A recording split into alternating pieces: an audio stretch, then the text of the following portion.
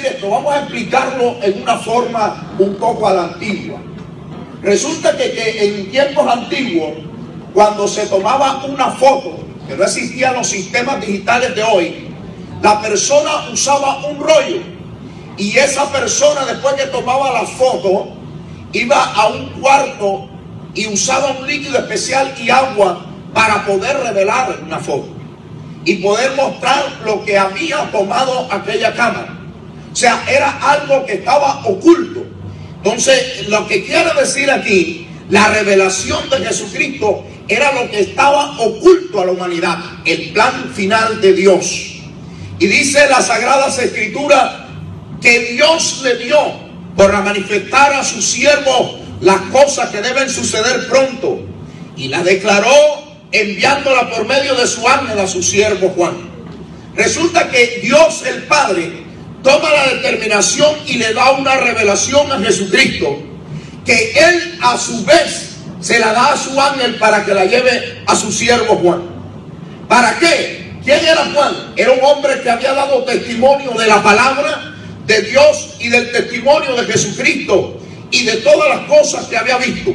La importancia de un creyente, hermano, de dar testimonio. Déjeme decirle que Juan era un apóstol, y era un verdadero apóstol que daba testimonio de Jesucristo. El mensaje de él era la salvación, la vida eterna, que él debe ser el mensaje principal, óyame bien, de los predicadores. ¿Cuántos adoran al Señor? Pero dice la palabra de Dios. A ver si aquí el eco. ¿Cuántos adoran al Señor? Dice la palabra, dice: bienaventurado al que lee y los que oyen las palabras de esta profecía y las guardan las cosas en ella escritas, porque el tiempo está cerca. ¿Sabe una cosa, hermano? La palabra bienaventurado quiere decir dichoso, quiere decir feliz. O sea, que es una felicidad el que lee, y no solamente el que lee, sino que oye la palabra y la guarda. Bendito sea Dios para siempre. Vamos a darle una ofrenda de aplauso al Rey.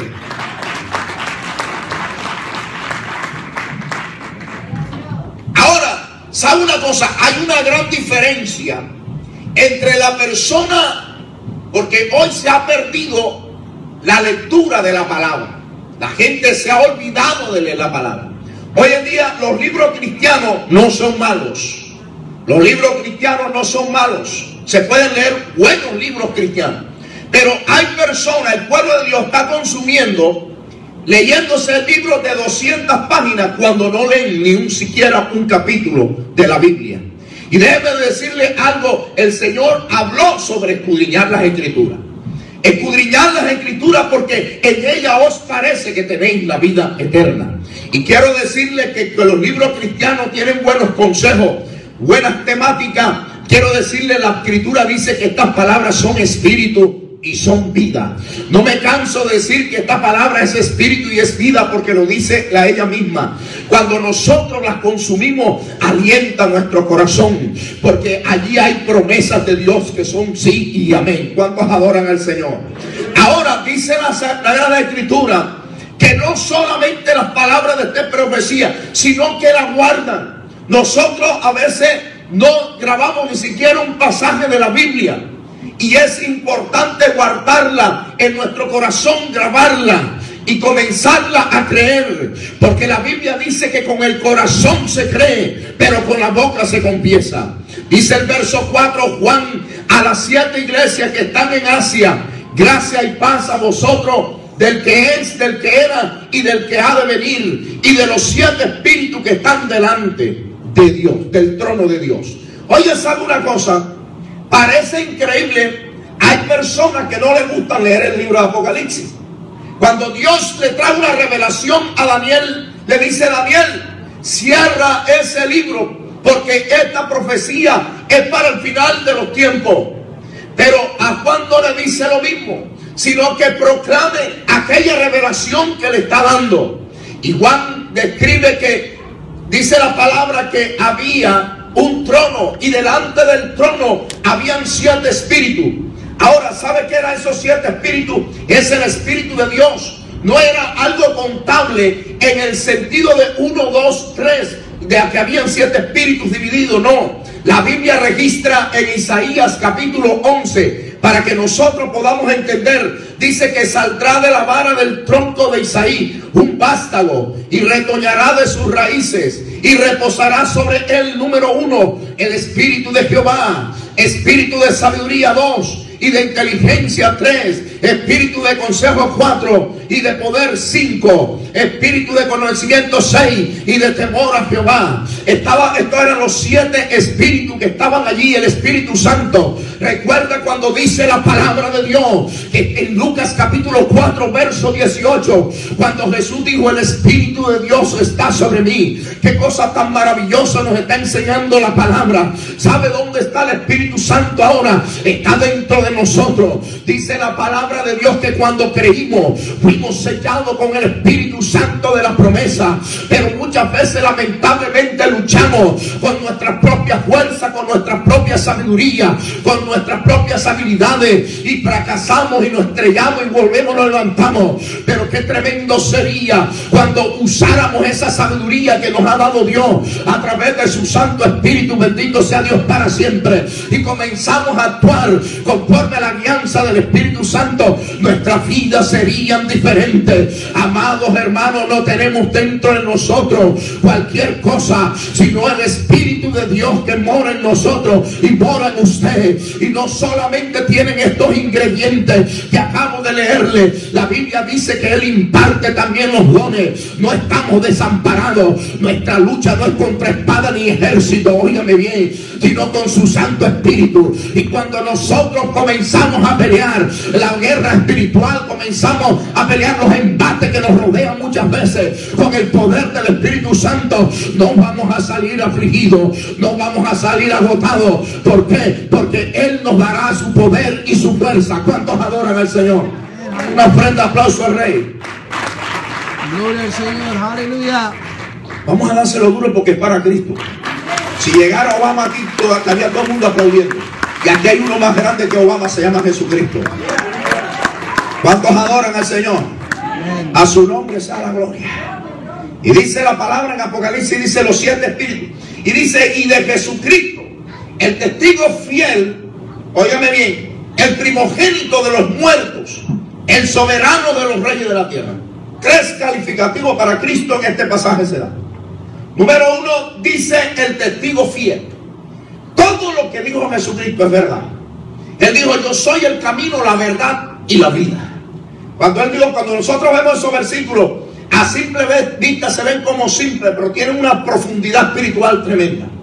Cuando Él dijo que Él era el camino, Él estaba diciendo que no había otro. Hay personas que buscan religiones. ¿Cuántos adoran al Señor? Pero no es religión, es una relación con Dios a través de Jesucristo. ¿Cuántos adoran al Señor? Y no todo el mundo tiene una relación con Dios a través de Jesucristo. Gloria a Dios. Hay un solo camino para llegar al cielo y se llama Jesucristo. No es María, no son los santos. ¿Cuántos adoran al Señor? No es Mahoma. ¿Cuántos adoran al Señor? Se llama Jesucristo. Él dijo: yo soy el camino, pero también dijo: yo soy la verdad. Amén. ¿Saben? Cuando dijo que era la verdad, estaba testificando la fidelidad. El testigo fiel. Él habló de lo que había en el cielo. Él habló del Padre. Daba testimonio del Padre. Alabado sea Dios para siempre. Pero también dijo que era la vida. Él es el autor de la vida. ¿Cuántos adoran al Señor para siempre? Ahora dice la palabra de Dios. Óigame bien. Dice la Sagrada Escritura que no solamente es el testigo fiel, sino el primogénito de los muertos. ¡Qué tremendo!, ¿no? ¿Y sabe qué quiere decir esto? Hubieron personas que resucitaron. Lázaro resucitó. Cuando Jesucristo murió, de las tumbas salieron y resucitaron algunos santos de la antigüedad. Pero ellos volvieron a fenecer, volvieron a morir. Pero cuando la Biblia dice que es el primogénito de los muertos, está diciendo en la especie de un cuerpo glorificado. ¿Y sabe por qué? En la Biblia hay una palabra que hay que entender. Cuando la Biblia habla de la relación del Padre con el Hijo, la Biblia le dice el unigénito del Padre. Pero cuando se relaciona con la relación que tenía Jesucristo con su madre terrenal, se le llamaba el primogénito. ¿Cuántos adoran al Señor? Cuando dice unigénito, está hablando único en su especie. ¿Sabe qué está diciendo la palabra de Dios?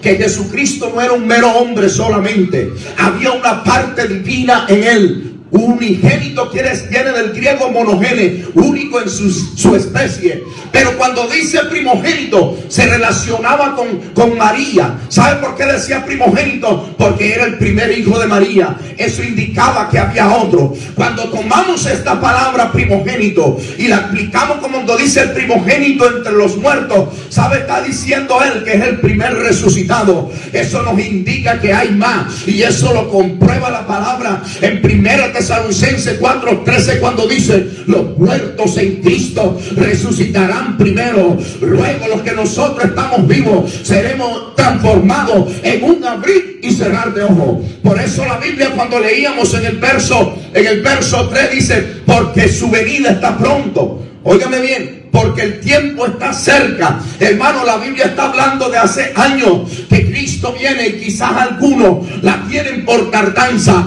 pero nos está diciendo en este pasaje que está pronto y que Él es el primogénito, y que pronto sonará la trompeta. La esperanza viva de la iglesia, la esperanza viva de aquellos que anhelan su venida. ¿Cuántos adoran al Señor en esta noche? Y cuando la Biblia nos habla esto, es para darnos aliento de que nosotros despertemos, porque a veces estamos como durmiendo espiritualmente, estamos como desapercibidos, estamos como las vírgenes insensatas, estamos de pronto en la casa de Dios, pero nuestras mentes, nuestros corazones están enfocados en otra cosa, y quizás estamos perdiendo el tiempo. Pero óigame bien lo que le digo: pronto sonará la trompeta, aleluya, pronto va a sonar esa trompeta. Jesús dijo que volvería. Cuando Él ascendió al cielo, se pararon unos ángeles alrededor de los discípulos y le dijeron: varones galileos, que estáis mirando al cielo, este mismo Jesús que ha sido tomado de vosotros, Él volverá. Y yo creo que Cristo viene, aleluya. Algunos lo tienen por tardanza, pero sabe una cosa: aquellos que lo tienen por tardanza, quiero decirles que Dios quiere que la gente proceda a arrepentimiento, y no solamente en el mundo impío, aún dentro de la iglesia hay gente que necesita arrepentirse, que necesita tener un verdadero encuentro con el Señor, porque es apremiante. Esto no es asunto de cuatro paredes, esto es asunto de estar bien con Dios delante de su presencia. ¿Y cuántos alaban al Señor en este momento? Gloria a Dios, aleluya. ¿Sabe una cosa? Cuando la Biblia dice que el Señor volvería, usted recuerda ese pasaje,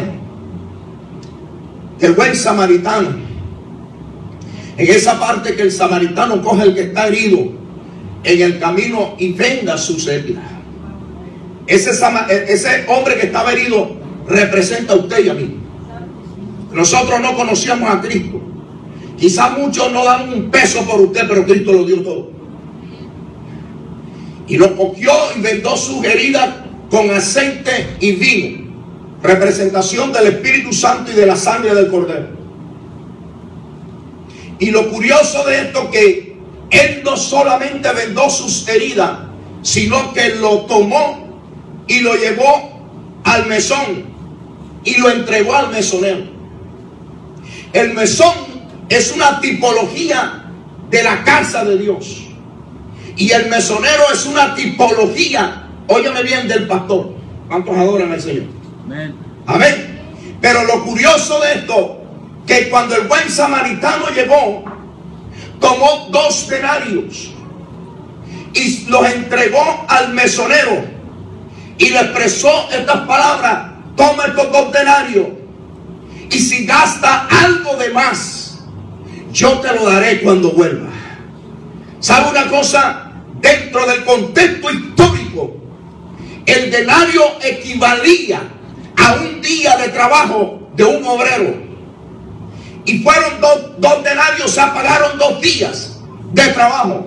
En el contexto bíblico encontramos que la Biblia dice que un día para el Señor es como 1000 años, y 1000 años como un día. ¿Sabe qué quiere decir esto? Hace más de 2000 años, óigame bien, Cristo dijo que volvería. Se acabaron ya los 2 denarios, pero recuerden que Jesús le dijo: si gasta algo de más, yo te lo pago cuando venga. Esto es un repechaje. Lo que nos estamos viviendo son tiempos extra. Hermano, no es hora de dormir. No sea como las vírgenes insensatas. Ellas tenían la lámpara prototipo de la palabra. Tenían algo de aceite, pero la lámpara se apagaba. Cuando no hay suficiente aceite en una lámpara, se va apagando. Y en el momento que hubo el estruendo y hubo un grito que dijo: ahí viene el esposo, las vírgenes todas habían cabeceado, pero se levantaron las que tenían aceite y salieron corriendo a las bodas. Pero sabe aquellas que comenzaron a gritar, las insensatas, y comenzaron a decir: danos de vuestro aceite, porque nuestras lámparas se apagan. Bendito sea Dios. Hay personas que tienen la palabra, pero no tienen aceite, se están apagando espiritualmente. Pronto vendrá el esposo, aleluya. Muchos que tenían esto como un juego se lamentarán, otros verán lo que viene sobre la tierra. Bendito sea Dios. Será el momento de espanto, será el momento en que la gente se lamentará. Muchos creyentes dirán: Dios mío, hubo oportunidad, hubo exhortación, ¿qué pasó con mi vida? Yo sí fui tonto, pero sabe una cosa, todavía hay esperanza, todavía no ha sonado la trompeta. Es momento de reaccionar, es momento de reflexionar, es momento de examinarnos cómo estamos con Dios. Si esa lámpara tiene aceite, para el momento que suene la trompeta podamos entrar a la boda del Cordero. ¿Cuántos adoran al Señor? Gloria al Señor, aleluya. Y hay gente que está desapercibida. Hay algunos que dicen: seguro ese mensaje lo he escuchado todos los días. Pero va a llegar un momento que vas a querer escucharlo y no lo escucharás. Es tremendo esto. Yo cada vez yo soy muy asiduo a investigar la Biblia sobre los eventos. El Señor viene. ¿Sabe una cosa? Yo llevo 33 años en los caminos de Dios, y en ese tiempo he analizado que hay una convulsión y un empuje a la humanidad que se refleja en la palabra de Dios. ¿Cómo? ¿Sabe una cosa? Nosotros los evangélicos estamos esperando el arrebatamiento de la iglesia. Los musulmanes, yo estudio la doctrina musulmana, tengo el Corán. En la zona donde yo estoy hay muchos musulmanes, y lo he leído, y ellos están esperando a alguien que se llama el Mahdi. Están esperando, pero ¿sabe una cosa?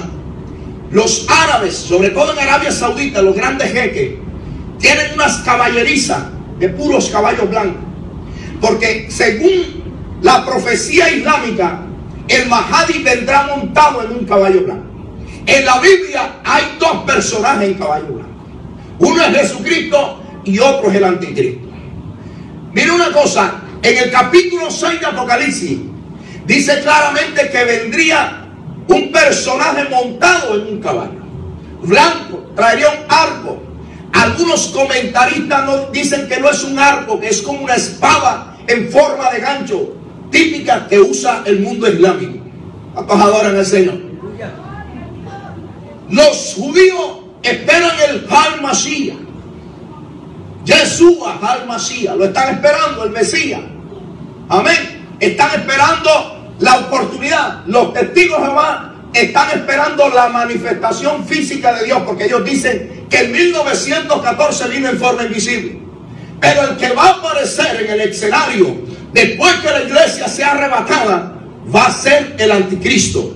Engañará a muchos, engañará al mundo islámico, engañará a muchos, inclusive creyentes que se quedaron, que tuvieron la oportunidad, pero la palabra entró por un oído y salió por otro. ¿Cuántos adoran al Señor? Va a ser algo terrible. Yo he llevado un mensaje directo a la iglesia para los que se quedan. ¿Qué debe hacer? ¿Cuántos adoran al Señor? A su nombre sea la gloria. Vamos a darle una ofrenda, aplauso para que te relajes un poquito. Mismo.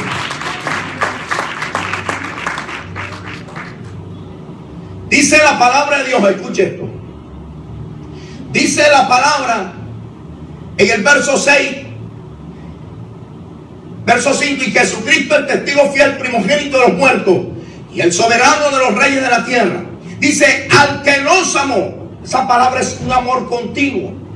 ¿Sabe que Dios te ama? Yo no sé cuántos están aquí que no son cristianos y que vinieron de visita. Ojalá no sea de visita, sea para quedarte para siempre. Amén. Dice claramente la palabra, óigame bien y escuche lo que dice. Al que nos amó, la Biblia dice, de tal manera amó Dios al mundo, que ha dado su Hijo unigénito para que todo aquel que en Él cree no se pierda, mas tenga vida eterna. ¿Sabe una cosa, amados hermanos? Dios nos ama. El problema no es Dios, el problema somos nosotros. Nosotros a veces somos infieles, pero Él permanece fiel. ¿Cuántos adoran al Señor? Amén. ¿Cuántas veces tú ni oras y ves la bendición de Dios? No por tu linda cara, no porque tú eres fulano, no, por su misericordia.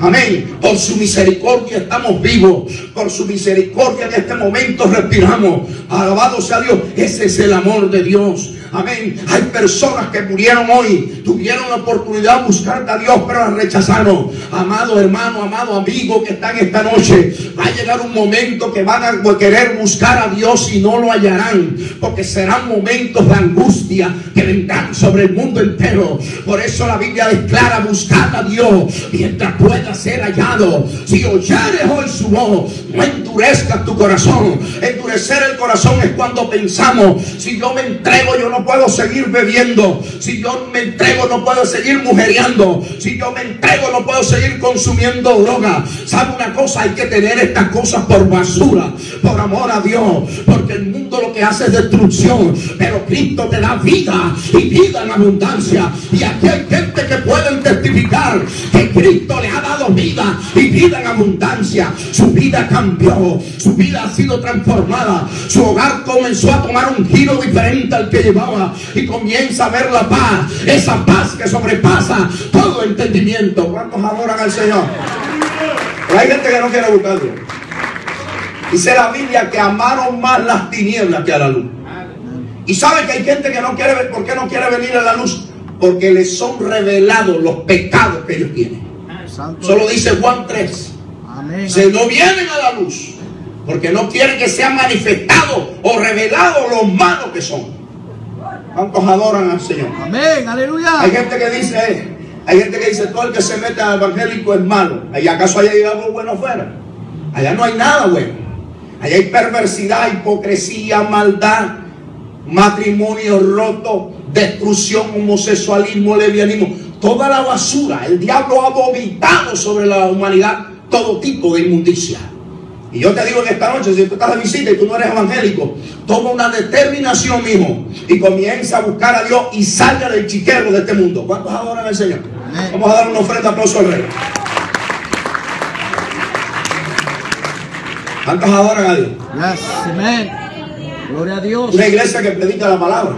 Amén, aleluya. Hay iglesias que te predican que Dios te va a dar más billetes. Sí, claro, para que sigas allá mujeriando. ¿Cuántos adoran al Señor? A su nombre sea la gloria. Gloria a Dios. Amén. Pero mire algo que lindo es Dios. Dice, nos lavó de nuestros pecados por su sangre. Lo único que nos limpia el pecado se llama la sangre de Cristo. Eso no es que viene Semana Santa y te vas a quitar la ropa y te vas a dar el golpe atrás para purgar los pecados. No, mi hijo. Eso no es así. Dice que la sangre de Cristo, Cristo pagó un precio en la cruz. Cuando Él dijo consumado es, te estaba diciendo a ti y a mí y a toda la humanidad que no había ningún otro sacrificio válido ante los ojos de Dios el Padre, sino ese que Él hizo en la cruz del Calvario. Derramó su preciosa sangre para nosotros limpiarnos. Por eso la Biblia dice, si confesamos nuestros pecados, Él es fiel y justo para perdonar todos nuestros pecados. A ver, hay gente que dice, sabe que yo tengo un pecado, tengo tanto pecado, no importa cuál sea el tamaño, Dios lo limpia. Porque la sangre de Cristo tiene el poder para limpiar cualquiera sea el pecado. ¿Cuántos adoran al Señor? Amén. Así que no hay excusa. No es que yo he sido muy malo, yo he sido adúltero y mi mujer ni lo sabe. No importa, Dios te limpia. ¿Cuántos adoran al Señor? Y todo lo que respira alaba al Señor. Pero mira, cuando Dios nos limpia, ¿sabe lo que dice? Y nos hizo reyes y sacerdotes para Dios su Padre. ¿Sabe lo que es esto? ¿Sabe qué hace un rey? Un rey gobierna, tiene poder y autoridad. Jesús le dijo a sus discípulos: doy poder y autoridad. Amén. Oiga lo que dice. Por eso la iglesia no puede estar mirando como débil. La iglesia debe ser agresiva. La Biblia dice: el reino de los cielos sufre violencia y solamente los violentos la arrebatan. El evangelio no es tan pasivo como usted lo cree, es agresivo. Yo hoy salí en la mañana, iba con un pastor en una camioneta y pasamos por una mezquita de los islámicos, los musulmanes, y comencé a meter el ojo hacia ella y a chequear todo. Y no solamente había gente con facciones árabes, no, había gente anglosajona allí en ese lugar y aún hispano. Y yo me decía, a mí me dio un celo tan tremendo. Dios mío, yo dije, lástima que no estoy en Colombia para gritar Cristo viene, porque aquí hay leyes que hasta prohíben gritar, alaba al que te vive. Amén. Hubiera sido en Colombia, yo hubiera gritado: Cristo viene, arrepiéntanse, algo hubiera dicho. Y la gente allí, yo decía: Dios mío, ¿dónde está la iglesia del Señor? El diablo tiene enredada la iglesia del Señor en este país en muchas cosas no muy buenas. La gente vive con un conformismo. Alguien me decía: hermano, la gente no quiere buscar a Dios por el trabajo. No, hermano, esto no es asunto de trabajo, es asunto de determinación, de buscar a Dios. Amén, aleluya. ¿Sabe una cosa? Yo estoy ayudando en una obra y a mí me han dicho que del trabajo y todo eso. Yo hice una estadística rápidamente. Tomé la nota de todos los hermanos y el horario de trabajo y lo estudié. Al día siguiente, aquí hay personas que tienen 2 días a la semana que no trabajan. ¿Qué hacen? Se quedan en la casa morrongueando, se quedan mirando televisión allí. Entonces, ¿sabe qué hicimos? Comenzamos a seleccionar la gente que va a ayunar esos días. Hay un grupo de 5 para ayunar esos días que no están trabajando y le queda uno libre aún. Y montamos un grupo familiar, 2 grupos familiares, ya comenzaron a funcionar. Bendito sea Dios. Sí hay tiempo. Lo que pasa es que la gente quiere tiempo para las cosas del mundo, pero no tiene tiempo para las cosas de Dios. ¿Sabe por qué? Por el estado espiritual de muchos creyentes. Un estado espiritual que cuando llegan a la iglesia se duermen. Yo vi una parte que apenas comenzó el culto, yo vi a alguien que se tiró para atrás y quedó con la boca abierta como un volcán ahí. Y yo decía: qué tremendo. Y apenas el pastor dijo que terminaba el culto, se levantó y fue el primero que salió. Qué terrible. Y yo chequeando y decía: Dios mío, ¿a dónde va a llegar el pueblo de Dios? ¿Cómo vamos a conquistar? La Biblia dice: las puertas del Hades no prevalecerán contra la iglesia. Pero una iglesia que ora, una iglesia que ayuna, una iglesia que guarda la palabra, una iglesia que despierta en el poder del Espíritu Santo de Dios. ¿Cuántos adoran al Señor? Pero hay una iglesia cobarde. Cuando la iglesia es cobarde, ¿sabe qué pasa? El diablo hace lo que le da la gana. ¿Sabe una cosa que hacían? Cuando yo leo el libro de los Hechos, era tan tremendo que en el libro de los Hechos dice que cuando llegaban los predicadores, los hombres de Dios, y predicaban la iglesia, se revolvían los pueblos y habían tumulto y predicaban el evangelio. Hoy no. Hoy nos dicen a veces, cuando venimos a predicar a Estados Unidos, nos dicen: pastor, y que hermano, predique aquí suavecito porque la gente se ofende. Predique suave porque la gente se va a molestar. Y la gente blasfema contra Dios. Hay cristianos que blasfeman contra Dios. El nombre de Dios es blasfemado por el testimonio malo que tienen muchos creyentes. Yo paseaba en un pueblo y comencé a repartir tratados en medio de toda esa nieve. Estaba jabado ahí. Nunca había visto nieve. Gloria sea el nombre de Jesús. Y me llamó un amigo puertorriqueño: ¿estás disfrutando de la nieve? Varón, estoy en la calle disfrutando de la nieve. Sí, dije: hermano, aquí hay nieve hasta para que tú lleves para allá, para Puerto Rico, y hagas unas piraguas y la vendas. ¿Cuántos adoran al Señor? Usted sabe, piraguas son los cholados o los raspados que le llamamos en Colombia. Y sabe una cosa, yo comencé a analizar. ¿Y sabe qué decía la gente? Yo no quiero saber de iglesia. Los evangélicos son unos hipócritas. Hay gente que vive, hace esto, hace aquello, hace esto. Hermanos, nosotros debemos guardar el testimonio. No solamente en las 4 paredes de la iglesia. Aquí nos vemos bien. No decimos malas palabras porque estamos en la casa de Dios. Pero déjeme decirle, hay algo más allá de las 4 paredes. Es que nosotros somos templo del Espíritu Santo de Dios. Y nosotros debemos brillar en medio de las tinieblas. Que la gente diga: allá va un evangélico. Ese sí es un evangélico de verdad. Porque yo he dicho chistes vulgares vulgar en el trabajo, y ese hombre lo que hace es hablar de Cristo. No se ríe de mis inmundicias, sino que se guarda para Dios, y la gente puede testificar verdaderamente que usted es luz en medio de las tinieblas. ¿Cuántos adoran al Señor? A su nombre sea la gloria. Gloria a Dios. Dar testimonio, hermano, nos daña, y a veces por eso volvemos los pastores luchando. Y la lucha a veces con el pastor es más tremendo con los evangélicos viejos de la iglesia que con personas que van llegando y son nuevas. Gloria a Dios, aleluya. Hay un dicho, no sé si lo hay en sus países, que dice: el loro viejo no da la mano.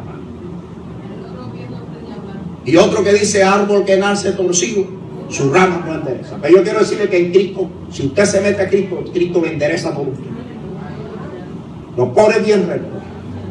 Pero usted tiene que tomar una determinación. Amén. Usted no sabe una cosa, que usted a veces hay personas buscando iglesia que simplemente le hablen de prosperidad, que le hablen que hay billete. La gente tiene el signo peso en los ojos. Todo no es dinero, amado hermano. Cuando Cristo venga, se va a quedar el carro ese que usted tiene. Todo lo que usted tiene, todo eso se va a quedar.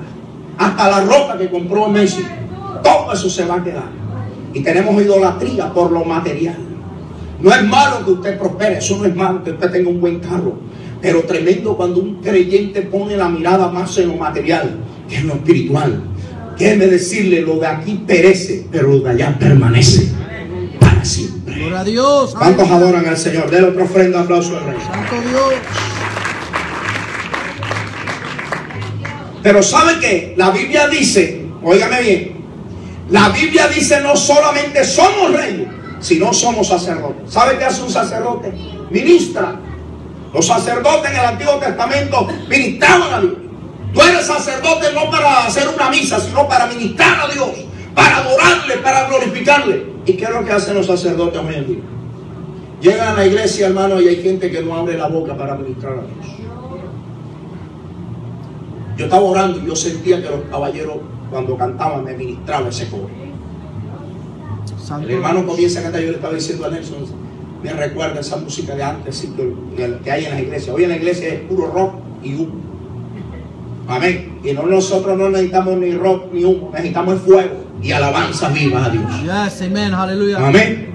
Que ministre, que confesa, no que alegre el corazón y exalte la carne, sino que la persona comienza a ministrar. Y sabe una cosa, este pasaje, los varones somos los principales sacerdotes que debemos ministrar. ¿Por qué? Porque nosotros somos la cabeza en el hogar. Gloria a Dios. Amén. A los varones parece que nos gusta ese pasaje que dice que somos la cabeza y la mujer tiene que someterse. Ah, yo soy la cabeza. Claro, la mujer es el cuello y maneja la cabeza por tu lado. Los adoran al Señor. Pero ¿sabe algo? Quiero decirle lo siguiente. Nosotros como hombres de Dios, nacidos de nuevo, nosotros somos los principales protagonistas para impartir palabra y adoración en el hogar. Amén, aleluya. ¿Me están oyendo lo que le estoy diciendo? Yes. Si somos verdaderos cristianos, nosotros somos los que tenemos que impartir la palabra en el hogar. Y sabe una cosa, hay muchos evangélicos que mandan a orar a la mujer y ellos durmiendo. Ora ahí para que Dios nos bendiga, y ellos durmiendo. ¿Cuántos adoran al Señor? Que su nombre sea la gloria. Amén.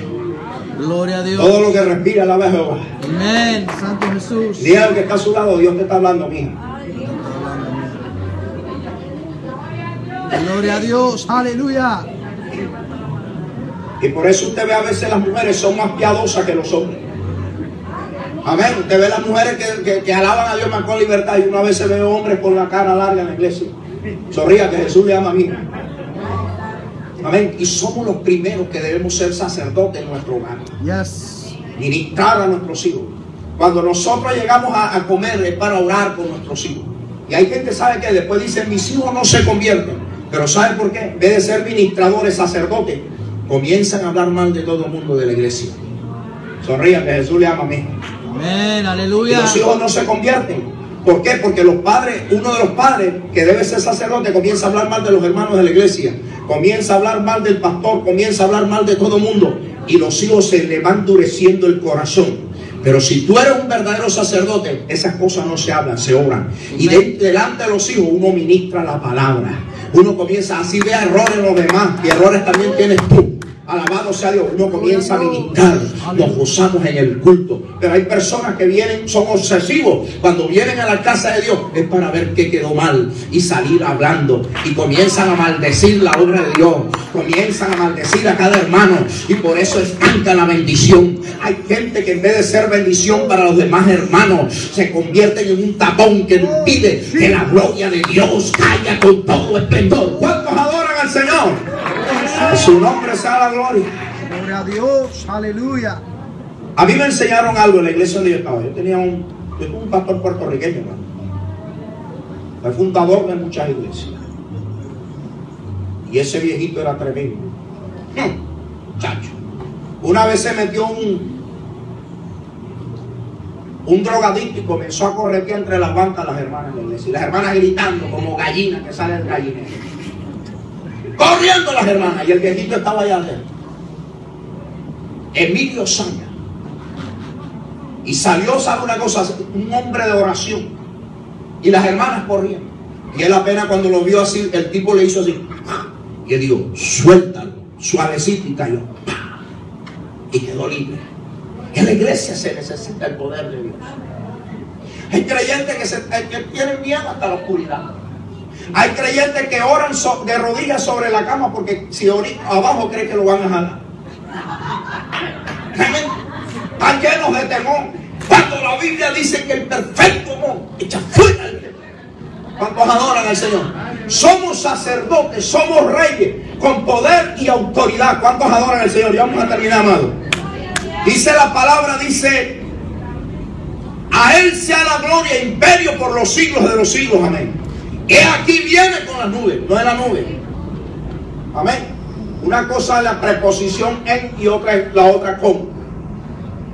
Antiguamente nos decían que Jesucristo venía sobre una nube, como si fueran los muñequitos de Cucú, y que venía sobre una nube. No, la Biblia dice con las nubes. ¿Pero quiénes son? Somos ángeles, sus santos millares. Vendremos con Él. La Biblia dice que seremos arrebatados. Al final de la gran tribulación, Cristo aparecerá y todo ojo lo verá. Los linajes de la tierra. La gente dirá, es el Cristo. Era verdad lo que decían allí, y el fin se acerca. ¿Cuántos adoran al Señor? ¿Cuántos no pasarán por ahí y harán así? Y que el fin se acerca. Cuando vean eso, era verdad lo que decía la iglesia esa del Bronx. El título ministra de que Cristo viene. Amén. Y muchas personas que se quedaron van a tocar testificar que Cristo viene. Que me aparecerá visiblemente a los ojos de la humanidad. Y dice, vendrá con sus santos millares. Mire que el Cristo que viene ahora.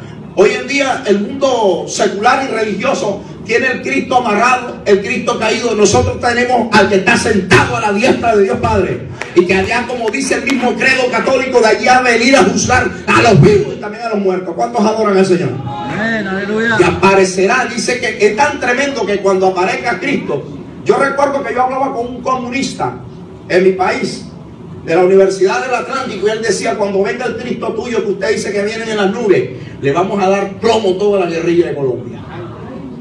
Así me decía, le vamos a dar plomo. Y yo me reía, tú no sabes nada. Y yo le dije una vez, ¿sabe una cosa? Cuando Cristo venga, el anticristo que tendrá un poder tremendo, ni siquiera el Señor lo va a encuellar, porque no aguanta una encuellada del Señor. Dice que el resplandor de su gloria lo matará. Tenemos un Cristo glorioso. Amén. Yo no sé cuántos no lo tienen, pero yo quiero presentarle no un crucifijo, quiero presentarle el Cristo glorioso. Amén. Que venció en la cruz y que viene por su iglesia. Cierra sus ojos un momento.